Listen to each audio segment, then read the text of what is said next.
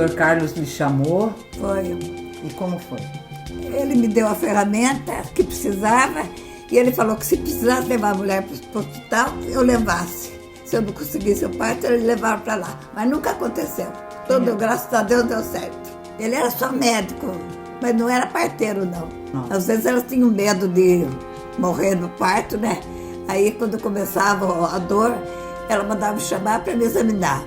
Aí, quando examinava, que às vezes que eram 2 crianças, eu mandava para o hospital lá de Caraguatatuba. Qual caso que a senhora lembra mais? Que foi um caso que marcou mais a senhora?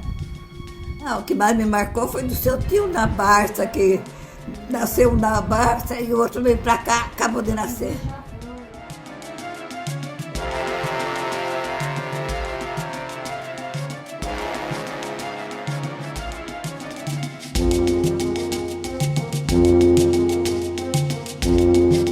Boa noite, esse é o Lab Ideias Discussões Horizontais. Hoje o nosso tema é parto, como nascemos. Eu acho que o parto, a maneira como o parto está na sociedade, o nascimento, o respeito ou não respeito ao nascimento, esse jeito de vir ao mundo, tem uma relação direta com como a sociedade encara a mulher e a criança, né? Então, se eu estou numa sociedade que ela respeita as crianças, respeita o nascimento, respeita as mulheres, naturalmente o nascimento e o parto será respeitado. Embora o evento seja digno e seja digno de ser glorificado, de ser valorizado, eu penso que a sociedade, de um modo geral, não glorifica e não dignifica o evento sagrado do parto. Eu queria citar um capítulo do Gênesis, da Bíblia, que é o capítulo 16, o versículo 3. E com dor darás à luz. A gente tem uma história médica que vê o parto como ver a mulher como corpo defeituoso, né? Então, não parirás com dor, mas como corpo defeituoso e como defeituosa que você é, como incompleta que você precisa do homem para ajudar aquilo que não está perfeito. Então o homem vem não para garantir a dor, mas para fazer o que você deveria fazer, porque seu corpo é defeituoso. Eu não consigo imaginar o parto como um evento fora da sexualidade. Quando eu falo dessa sexualidade, eu penso que como evento sexual o parto é um evento fisiológico e ele fica totalmente contaminado, na minha visão, de intervenções e medicalizado, porque é uma forma de tirar o componente de vida, né? de sexualidade, embora ele traga vida, tem que ser aquela imagem do imaculado. A grande maioria das mulheres, quando ficam grávidas, querem o tal do parto normal, né? E nós, médicos, desencorajamos a mulher a ter o parto normal durante o nosso contato com a mulher e o pré-natal. E quando eu fui buscar informação a respeito disso, e nós optamos como casal a ter um parto humanizado, porque eu achava meio uma loucura ter o parto em casa, ter o parto humanizado, né? E depois da experiência maravilhosa que eu tive, hoje eu acho que é uma loucura ter o parto no hospital. Desde a primeira fala, doutor, eu quero ter parto normal. Nós vamos ver, né? Se tudo der certo, vai ser normal. Se tiver algum problema... Não, a coisa é o contrário, né? Vai ser normal. Se por acaso existir algum problema, né? Alguma intervenção pode ser feita. E se sabe que 10% das mulheres necessitam de alguma intervenção, né? Que nem sempre é uma cesariana, são intervenções. Eu sempre tive muita curiosidade com a história do parto, quando eu assistia um parto levado pelas enfermeiras obstetras. O que elas faziam que dava muito mais certo do que com um médico. Até eu ter a feliz oportunidade de viver um ano com uma cooperativa de parteiras fora do país, né? Onde essa história do parto é muito diferente, né? E ver que simplesmente a grande diferença é respeitar, né, os tempos da mulher. A sociedade ela visualiza qualquer tema na lógica sanitarista com base na política pública vigente, né? O governo, seja ele municipal, seja ele estadual, seja ele federal, ele tem uma obrigação de socializar políticas públicas com base na lógica do protagonismo daquele que antigamente era chamado de paciente, e hoje, em momentos mais modernos, é chamado de nosso cliente no serviço de saúde. O que se traz na lógica assistencialista nossa, dos profissionais da saúde, é a segurança do processo, e muitas vezes essa segurança é o nosso mote para aquilo que foi trazido como violações, como qualquer outras questões. Nossa cultura judaico-cristã traz para a gente problemas com relação a isso, mas entendo que as políticas públicas no Brasil têm caminhado para uma evolução. Desde 2010, em primeiro momento em 2015, que a gente superou, houve um avanço do número de partos normais sobre as cesáreas. Isso é resultado da política pública, isso é resultado da atuação, principalmente da turminha que está aqui, que são vocês que são da equipe multiprofissional da saúde, da enfermagem, do enfermeiro obstetra, da obstetriz, da equipe que atua dentro do processo parto-nascimento e de uma cultura um pouco mais abrangente dos profissionais da medicina. Eu fico feliz de estar o secretário da saúde aqui do meu lado e as 4 parteiras da minha filha, porque eu tive um parto humanizado no hospital. Estava grávida de 5 meses e eu dizia, eu não quero sentir dor. Inventaram a cesárea. Eu não vou amamentar, já inventaram uma madeira. Até que o Luciano veio e falou para mim, olha, tem um parto humanizado. Eu falei, Aí a gente começou a conversar e eu me convenci, assim, no primeiro momento, que era aquilo que eu queria. A ordem era que o parto tinha que ser no centro cirúrgico e não no quarto. Porque já sabia que estava muito esquisito esse negócio de levar doula e de levar parteira. Elas mudaram todinho o quarto do hospital, levaram piscina, bola, fogareiro, tecidos. Agora pode contar, né? A Lua já tem 3 anos. E aí houve uma ação subversiva de uma enfermeira, que não está aqui hoje, é uma pessoa que decidiu esse parto dentro do quarto. Não, doutor, vai ser aqui, está tudo preparado. Pode levar esse carrinho para lá. E aí veja como é a deshierarquização é um benefício, né? E o médico super sensível ao mesmo tempo, ele tinha um medo de tomar uma chamada de atenção e possivelmente sofrer complicações maiores. Eu não tive coragem de fazer na minha casa, estava cheio de visita, enfim, várias questões, mas eu também não me arrependo, porque eu acho que foi muito até pedagógico ter no hospital. As nossas atitudes, elas vão causar eco e reflexo no futuro. E assim, eu ter sido respeitada naquele momento para minha filha nascer como eu queria, como nós dois queríamos, né? Se eu morresse amanhã, alguém falasse, volte um dia da sua vida. Me emociono de falar isso. Eu voltaria no parto. Então, eu voltaria naquele dia no hospital do jeitinho que foi. Falaria o mesmo que a Priscila, se tivesse um marco na vida para voltar, era aquele lugar, era um lugar... Eu fico tentando elencar lugares de felicidade na minha vida, mas é imbatível. Uma mulher que passa por um parto nunca mais vai ser a mesma. E um homem que vê um parto respeitado nunca mais vai ser o mesmo. O momento dá uma produção de afeto numa medida absurda. Para a mãe, para o pai, para as pessoas da equipe. É uma produção de amor, é como se tivesse um termômetro de amor ali e ele fosse um negócio, sabe, um sol. Se esse momento for muito bem cuidado, muito afetivo, ele vai dar uma margem de possibilidades para esse ser que acabou de chegar maior. Diferente de qualquer intervenção que pode ser um pouco dura demais, fria demais e que pode ser necessária. A gente não tem como descredibilizar a ciência, mas a gente tem como definir territórios e defender espaços. Essa potencialização do amor que o Luciano fala se chama ocitocina, né? Que a gente produz, as mulheres produzem, os homens também, em menor quantidade, né? Mas a mulher é capaz de fazer amor, né? A ocitocina é o hormônio da amorosidade. E ele é secretado por nós em ocasiões muito peculiares. Então, no namoro, o friozinho na barriga, a amamentação, o estar com amigas, né? As mulheres produzem ocitocina. Por isso que o parto é um evento sensual, né?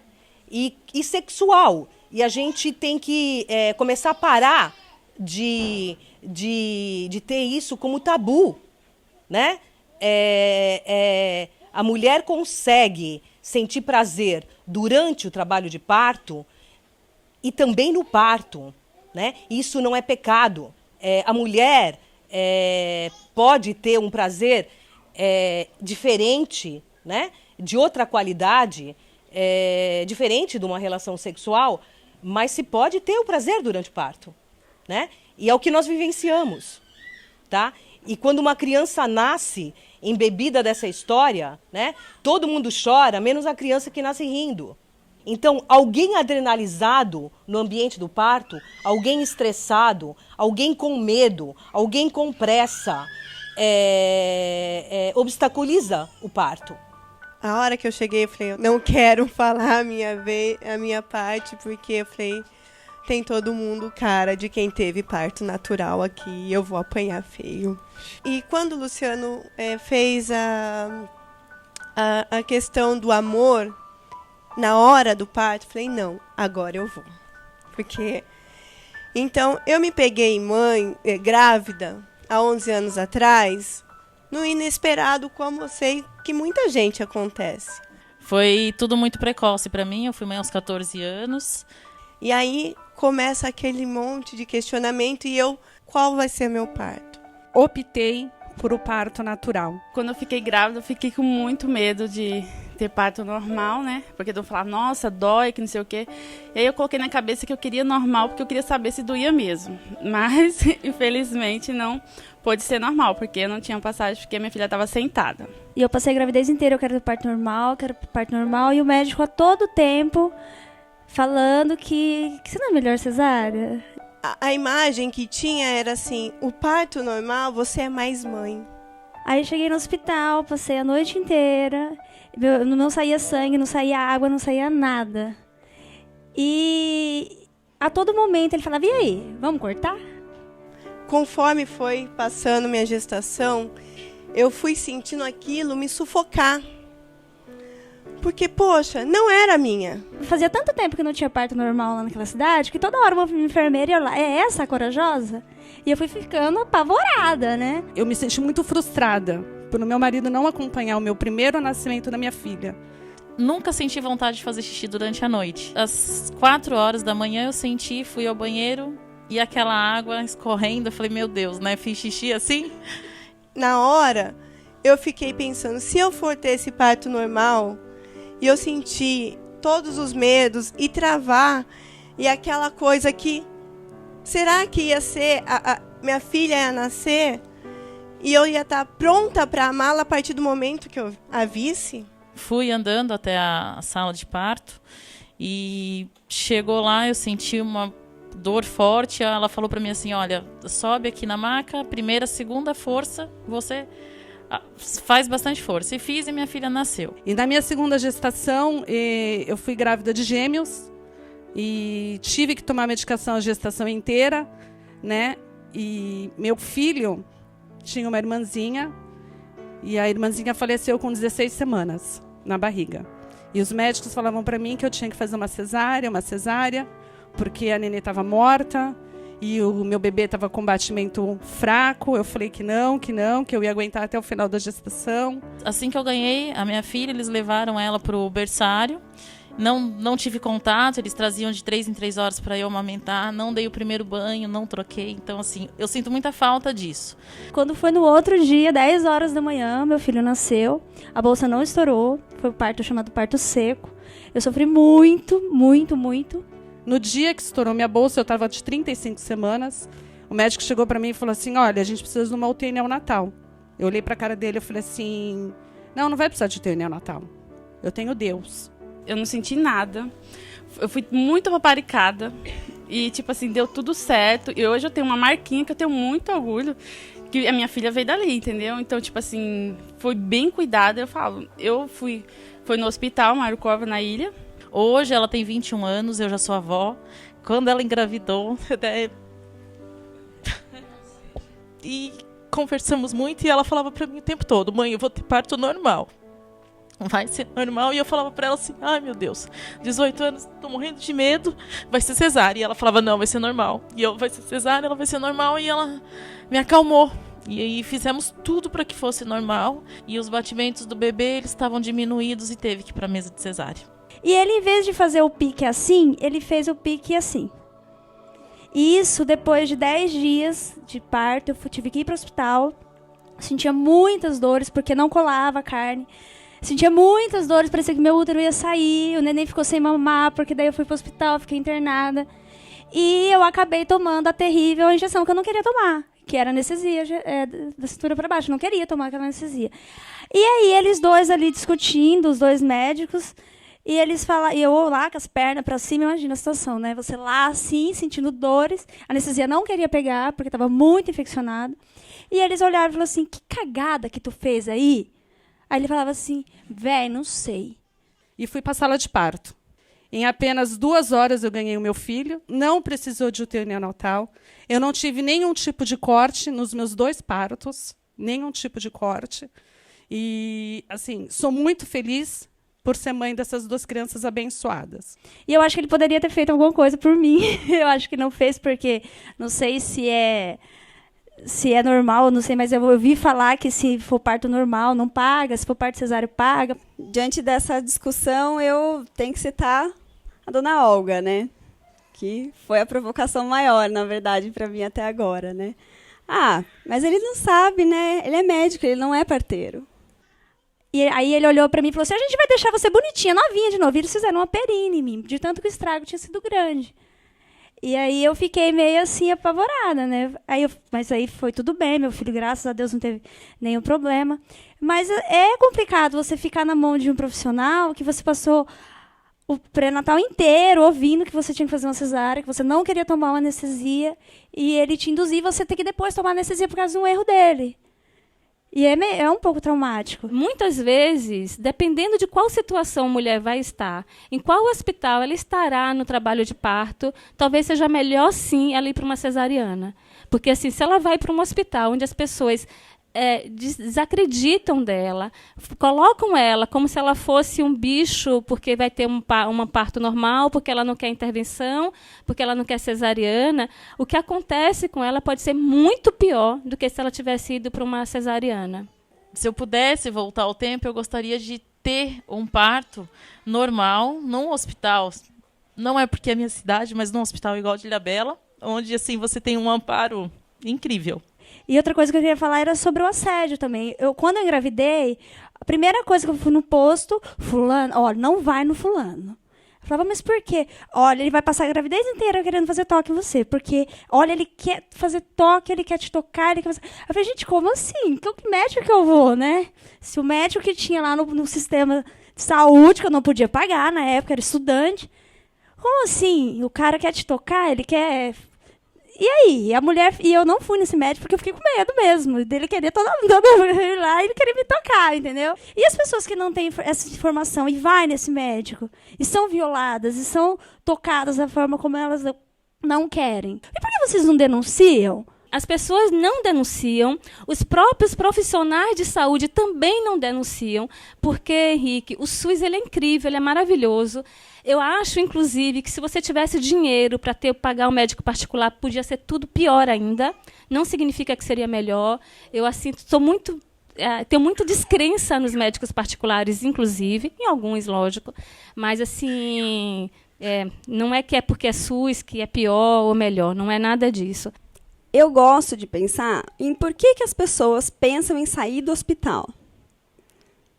Dentro da minha formação, eu aprendi que o hospital tem tecnologia para ajudar as pessoas, tem pessoas para ajudar as pessoas. O que está acontecendo com a nossa prática médica, com a nossa prática de saúde, que as pessoas precisam fugir de um lugar de possível segurança, elas precisam sair dali, elas não se sentem seguras. Um dia que eu tive que ir no hospital, porque eu estava com falta, não estava sentindo meu bebê se mexer, Eu, sei lá, fiquei o dia inteiro falando, meu bebê não mexe. Aí fui lá no hospital e aí eu falei, vou aproveitar conhecer a maternidade aqui, né? Porque é uma possibilidade, Caraguá é outra possibilidade, Ilhabela era outra possibilidade, parto em casa era outra possibilidade. E quando eu vi realmente o local, assim, lamentavelmente, tive a certeza de que ali eu não queria parir. Lamentavelmente, essa foi a minha sensação. Parto com respeito, está vindo um movimento de baixo e um movimento de cima, né? Mas mais de baixo para cima do que de cima para baixo. E acho importante os dois movimentos. As políticas públicas têm que acompanhar. Porque senão é uma enfermeira que tem 10 mulheres para atender e que não vai ter tempo de se internalizar ali naquele parto dessa pessoa. Como que faz? Uma pessoa que está comprometida, que só trabalha de 8 às 5. E será que eu vou... né? Meu momento vai ser de 8 às 5, né? Para estar com a Carol? Não sei, provavelmente não, né? Então, o que eu vou fazer se não né, ser dessa forma? Então, acho que sim, as políticas públicas têm que acompanhar esse movimento que está vindo de maior consciência. Por quê? Porque assim, essa possibilidade de ter um parto respeitado chega a outras pessoas. Porque, lamentavelmente, a gente parte de uma elite e privilegiadas que conseguiu ter acesso a esse tipo de parto. Então, acho que isso tem que chegar à pessoa que está trabalhando de 8 da manhã às 9 da noite, que não tem tempo, né, de ir lá e de ler, de se informar. Não tem, é uma realidade. Eu acho que a gente começa com algumas dificuldades desde a nossa graduação. Na graduação a gente não tem esse olhar para a obstetrícia, para o parto, para o nascimento. A gente tem muito a questão fisiológica, a questão mecânica do parto e as suas distócias. Eu acredito muito na questão da equipe multidisciplinar. Um profissional só, eu acho que é muita pretensão achar que dá conta disso tudo. Eu tenho 35 anos de medicina, né? E aprendi a partejar com não médicos e fora da academia, né? A informação na academia, na universidade, é muito distante do que acontece com a mulher na hora do parto e da gravidez e do pós-parto. E como disse a Alejandra, são 2 eventos, né? Uma coisa é o parto, outra coisa é o nascimento, né? São 2 coisas que são muito... que sofrem muitas intervenções desnecessárias, né? Eu sou médico aqui em São Sebastião, eu trabalho aqui faz uns 30 anos, mais ou menos. Já fiz mais de 8 mil partos aqui nessa cidade. Primeiro, eu acho que o parto tem que ser feito em um hospital. Vocês têm que prezar por segurança do filho que vocês vão ter. Eu acho que é romântico, a mulher tem todo o direito de escolher o parto que ela bem entender, mas ela tem também o direito de saber os riscos que ela vai correr optando pelo parto humanizado em casa, onde ela achar que é mais conveniente ela ter o neném. A gente não pode mais pensar que as pessoas têm que sobreviver só. Não dá mais. A gente tem que pensar que elas têm que sobreviver sim, mas que elas têm que ter qualidade de vida. Eu não sei como é que funciona esse parto domiciliar, não sei o que as doulas, o que as parteiras oferecem para as mães de segurança em se tiver complicação. Mas um parto é uma coisa muito complicada. Eu não sei se vocês sabem, mas tem distócias. Distócia quer dizer dificuldade. Tem distócia de quadril. O quadril não é um tubo cilíndrico onde o neném vai vindo de um jeito e passar do mesmo jeito a bacia. O quadril tem um monte de saliência óssea que vai segurar a cabeça do bebê. O que eu quero passar para vocês é isso. Tem o lado romântico, que a mãe opta, mas o médico tem que ser mais realista. A gente mexe... É a vida, entendeu? Estou mexendo com vida. Se eu vacilo, o neném morre. Se eu continuo vacilando, a mãe morre. Se não morre, tem sequela. Sabe, a gente não pode deixar isso acontecer. Quanto mais a gente aprende, mais medo a gente acaba pegando, a gente tem mais cuidado com aquilo. Eu trabalho na rede pública de São Sebastião, eu trabalho na rede pública de Caraguatatuba, eu atendo uma média de 100, 150 mulheres por semana. Eu fico muito chateado quando escuto você falar isso para mim, que médico tarado, médico tocar paciente... graças a Deus eu não ouvi isso ainda aqui em Caraguatatuba, Ilhabela, que eu conheço o pessoal, nunca ouvi nisso, mas é lamentável isso não existe, eu não conheço isso. Eu trabalho com violência doméstica e violência à mulher. Então, Paulo Jorge, temos sim médicos que fazem violência, temos sim enfermeiros que falam Ah, você está aqui agora e daqui a pouco, no ano que vem, você está de volta aqui. Temos violência contra a mulher, violência obstetrícia.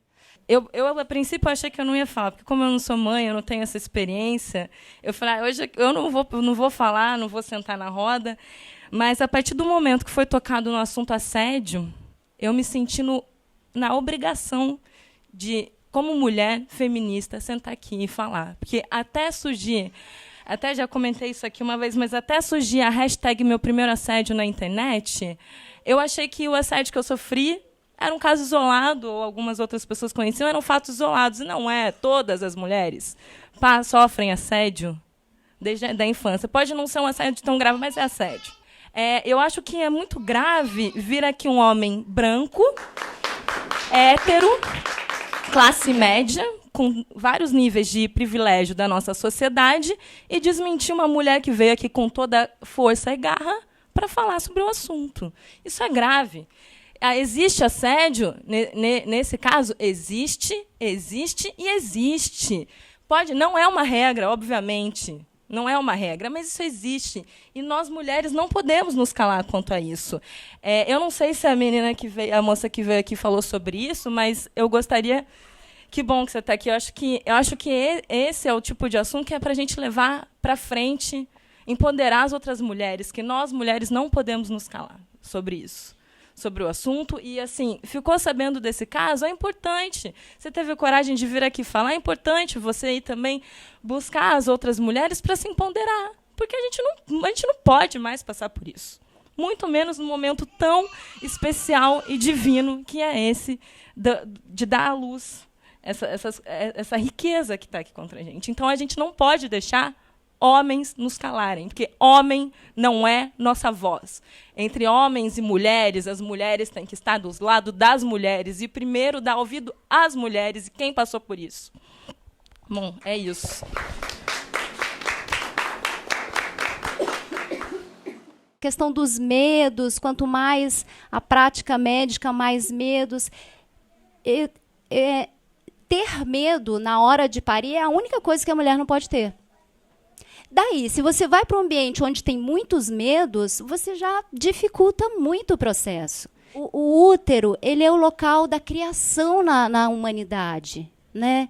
É o local onde a gente cria. Então, por que eu vou criar medo se eu posso criar saúde, harmonia, amor, inteligência, se eu posso criar uma criança saudável? Por que eu vou criar outra coisa? Agora, é muito bom, sim, ter uma equipe que seja maravilhosa, que tenha todo esse conhecimento e toda a coragem para improvisar na hora que precisa, porque ela tem toda a tecnologia ali ao lado. E se a mãe escolher não ter essa tecnologia, como foi o meu caso no segundo filho, eu não necessitei. Foi o meu caso, né?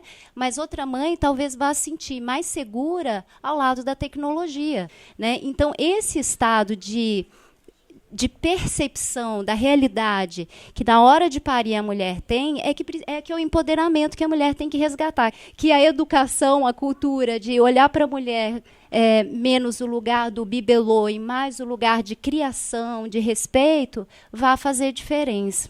Essa é a minha contribuição aí. Queria tomar um gancho do que o Paulo Jorge falou a respeito de que quanto mais você trabalha com isso, mais você cria medos. E no hospital, tenho pouco tempo de formação, e no hospital isso já veio à minha cabeça, de estar vivenciando coisas novas e problemas. E eu acho que, na realidade, do que eu tenho mais medo hoje são das intervenções, quando não necessárias, e que a gente acha que é necessário, sabe? Foi colocado desde o início a questão de como a sexualidade permeia o evento do parto. E aqui a minha colega falou lindamente, tudo o que a gente não precisa para parir é ter medo. Porque tendo medo é como nosso corpo se fecha. Então, a gente...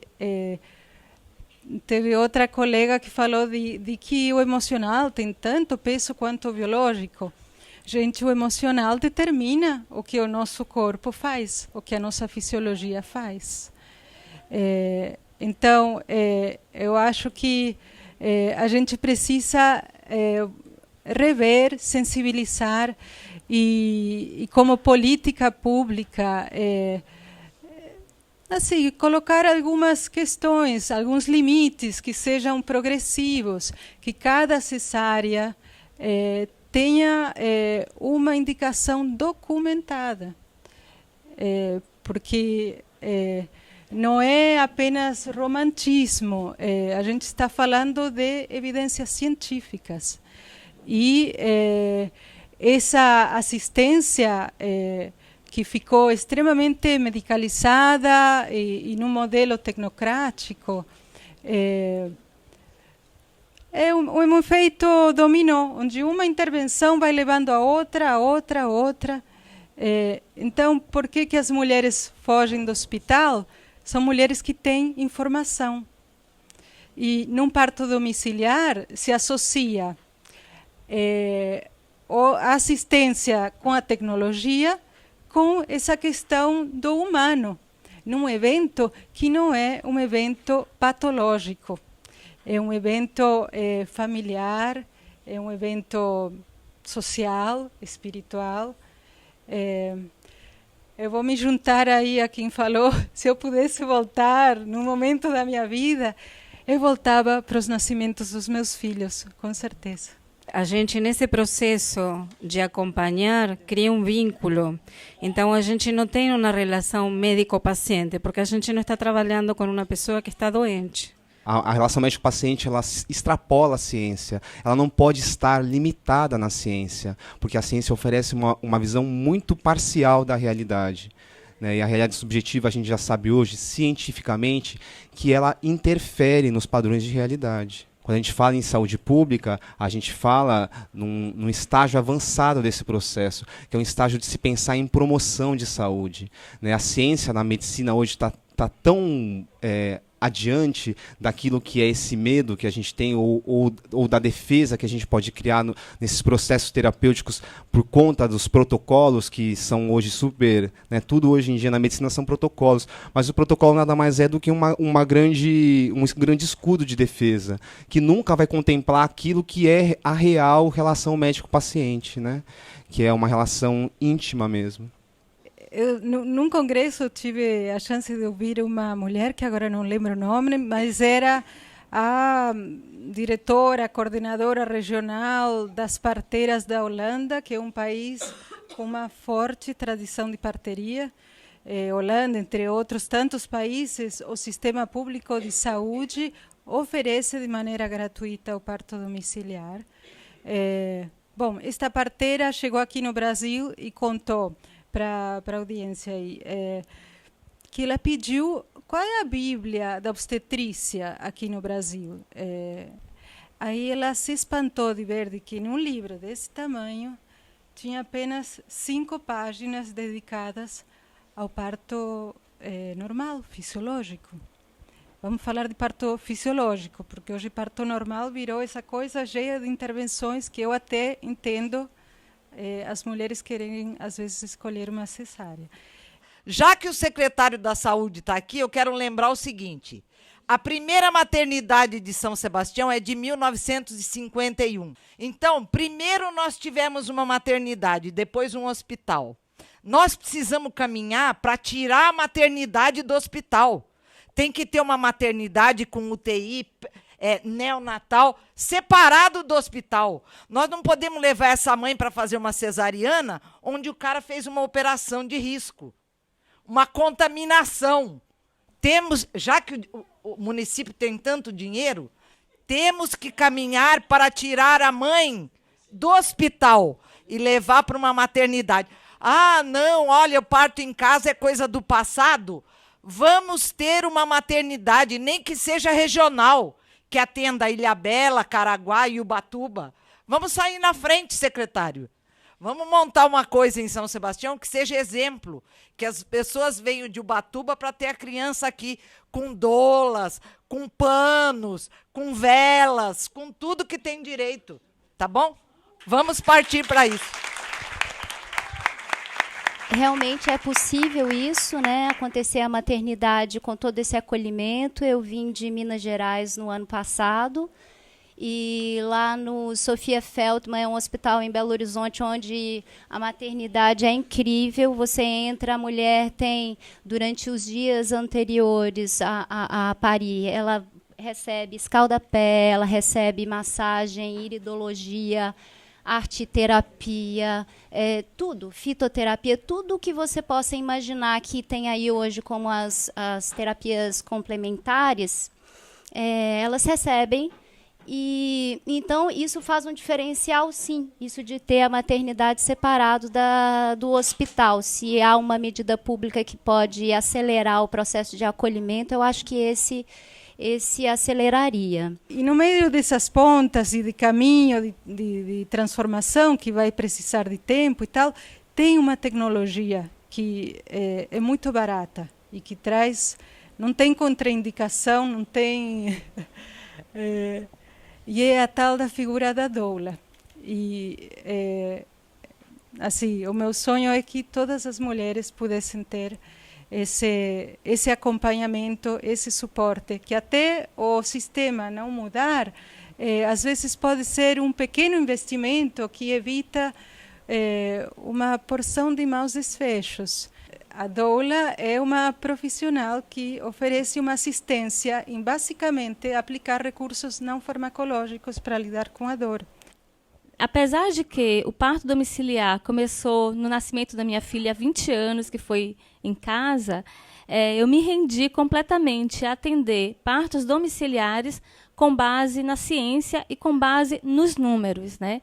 Porque todos os estudos sérios fora do país e dentro do país falam que não morre-se mais nem morre-se menos em partos domiciliares. Complicações são maiores em partos hospitalares. Uma outra coisa, as parteiras, que a gente fala muito agora na parteria urbana, né? Tinha a parteria tradicional e na parteria urbana. A parteria urbana são os partos domiciliares de parteiras como eu, né? Tive uma formação, vou todo ano em novas formações, várias formações por ano. Eu sou uma parteira urbana. Uma outra prática que nós temos também como norma entre as parteiras urbanas é que o domicílio ele não deve estar a mais de 20 minutos de uma maternidade. Então, esse tempo de deslocamento, caso seja necessário, é o tempo de uma mulher em trabalho de parto no hospital para preparar o centro cirúrgico, o centro obstétrico. No parto domiciliar, ele é atendido normalmente por parteira. A doula, ela é uma pessoa que vem ajudar no processo. É muito importante a presença da doula, mas normalmente, né, o parto não é feito pela doula sozinha. Quem está junto com a doula é uma parteira, e uma parteira que tem formação para aquela assistência. Ela tem tanto formação para assistir o parto que está dentro da normalidade, quanto para observar e diagnosticar uma intercorrência, alguma distócia. Muitas distócias são resolvidas em domicílio. Por exemplo, uma distócia de ombro, de passagem, ela é resolvida muitas vezes por mudança de postura da mulher. Se eu no hospital, aliás, assim, o procedimento de colocar uma mulher deitada numa cama, com as pernas para cima, ele por si só pode provocar uma distócia. A tecnologia não resguarda a mulher dos riscos, né? Isso também é um engano que eu, como médica, tinha, eu, como mulher, tinha, até aprender com outros olhos. Graças a Deus e ao labirinto dos acasos, eu me esvaziei para aprender a partejar de outra forma, né? Eu sempre tive um sonho aqui no litoral da gente discutir o nascimento e todo mundo deixar na porta o carimbo com o CRM, com o Corém, né? E falar do nascimento humano, né? Eu sempre fui uma defensora do parto assistido por enfermeiras obstetras, porque se sabe que onde tem médico tem mais intervenções. Isso é estatística, simplesmente por causa da nossa formação, né? A gente aprende a intervir, a gente aprende a achar que o parto é perigoso, que é melhor que seja rápido, porque aí a mulher vai estar menos exposta. Eu vislumbro o direito ao parto respeitado no hospital, né? Mas respeitado assim, luz apagada. Por quê? Porque a ocitocina precisa de luz apagada, de silêncio, de respeito, de ninguém falando do futebol, da comida que vai comer, do que está no micro-ondas do hospital. E vou trazer a fala do Michel Audin, que é alguém revolucionário dentro do mundo do parto humanizado, e que já foi falado aqui. Se a gente quer mudar o mundo, a gente precisa mudar a forma de nascer. E através desse banco de pesquisas na saúde primal, ele está apontando com inúmeros estudos que o que está em jogo nesse momento é nada mais e nada menos da capacidade de amar. Ter autoestima, amar os outros. O que a gente precisa nesse mundo? A política pública tem que estar garantindo uma educação continuada para que todas essas práticas possam ser revisadas e as pessoas saibam o momento preciso de aplicar uma intervenção. Sair desse esquema rotineiro que há décadas que a Organização Mundial da Saúde está apontando. E falando nisso, eu vou falar de um procedimento, por exemplo, a episiotomia. Já desde a década de 70 se sabe que traz malefícios. Não tem uma evidência que suporte fazer episiotomia de maneira rotineira, sem uma indicação. E o diretor uma pessoa que faleceu já, mas que foi diretor da saúde da mulher e da criança da Organização Mundial da Saúde, já no ano 99 falou da episiotomia como uma mutilação genital feminina. E eu não vou mencionar aqui a quantidade de transtornos que isso traz. E isso, hoje em dia, olha quanto tempo que passou, né? Continua sendo uma prática quase assim, de praxe. Então, também tem que ver o lado econômico daquilo. Tem um estudo que fala que poderia se poupar, economizar entre 15 e 30 milhões de dólares evitando essa episiotomia rotineira no Brasil, tá? No Brasil. E hoje no Brasil esse procedimento está tão banalizado que é invisível, nem sequer se anota nos prontuários. E talvez marca a vida sexual de uma mulher pelo resto da vida. Chega um momento que a gente não se resume, mas se glorifica nisso, né? Ser o pai de alguém. E, bem, pelo menos tem aqui um apoio depois das bordoadas todas no nosso gênero masculino, né? Que merece todas as bordoadas, inclusive. E não era nem para estar aqui, primeiro foi chamado minha esposa, mas tem que amamentar, então já começa por aí, né? A voz da mulher sendo ofuscada por uma obrigação que nós homens não podemos suprir. Então, como homem, posso dizer que o parto do meu filho, em casa e tudo, foi uma grande relação sexual. Pelo menos foi isso que eu tentei com minha esposa, cercado por mulheres, em que o primeiro homem pensaria, nossa, que beleza, né? Um harém, mas tenho certeza que seria o primeiro a tomar um pé na bunda e para encher a piscina, se tivesse a relação do prazer ali, pela união feminina, né? Acho que antes de mais nada, quando a gente fala em parto, tem que pensar nisso, na união feminina, para poder destruir um pouco os nossos conceitos que vêm desde sempre, né? Eu acho que eu vou voltar para um lugar comum meu. Porque toda vez que eu venho participar de alguma coisa aqui, eu falo o empoderamento da mulher. Eu tive meus filhos longe da minha mãe, das minhas tias, mas eu me senti fortalecida na hora do meu parto. Meu parto durou 20 minutos. Maria, você é diferente de todo mundo. Não. As mulheres estão pouco preparadas para o parto. Eu escuto até hoje a minha mãe falar, Maria, senta direito, fecha a perna. Desce do telhado, desce da árvore. Eu era toda aberta. Na hora que eu fui ter meus filhos, foi fácil sair essa criança. Ficam falando para as meninas, senta e fecha a perna. Depois ela fica grávida, vai fazer yoga. Meu Deus do céu, a mulher tem que ser preparada para ser arreganhada. Nós nascemos para ser aranha. Ninguém pode ficar sentada apertadinha. Se não chega na hora de ter o filho, sofre. Então, vamos mudar a história das mulheres. Minha avó teve 22 filhos em casa. Meu avô e minha tia faziam os partos dela. 3 vezes foram gêmeos. Você viu a dona Olga falando? Seu primo, que a sua tia veio ter nenê aqui, um nasceu na balsa, outro nasceu na minha mão. As mulheres estão parindo em São Sebastião desde 1636. E nosso hospital tem 50 anos. 300 anos, 400 anos as mulheres parindo. Acabem, pelo amor de Deus, com esse preconceito com as mulheres. As mulheres têm que sentar na guia, que nem nós sentávamos, as hippies do 1960, sentávamos tudo na guia. Conversávamos tudo sentada no chão. Na hora de parir, fica fácil. Meu filho acompanhou o parto da mulher dele. Quase morreu. Suou, desmaiou, ficou... Tá bom, o homem pode não estar preparado.